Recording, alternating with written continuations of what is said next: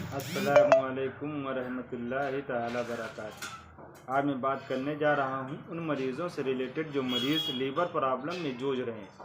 अब liver problem कैसा भी हो, चाहे वो लीवर का बढ़ जाना हो या पीलिया का हो जाना हो या लीवर पर सूजन का हो जाना हो या भूख का न लगना हो या वज़न का कम हो जाना हो या हमारा खाना पानी का खाना और जिस्म में न लगना हो, कैसा भी लीवर प्रॉब्लम है, परेशान होने की ज़रूरत नहीं है।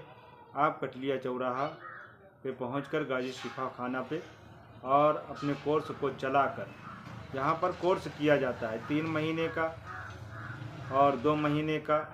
इसी हिसाब से जिस हिसाब से मर्ज होगा उस हिसाब से आपका कोर्स होगा। अपने कोर्स में अपनी दवाओं को चलाकर और दवाओं को खाकर और जो परहेजियाँ बताई जाएंगी उन परहेजियों पर आप चलकर अपने मर्ज को दूर भगाएं। अस्सलामु अलैकुम वरहमतुल्लाहि ताला बरकातुहू।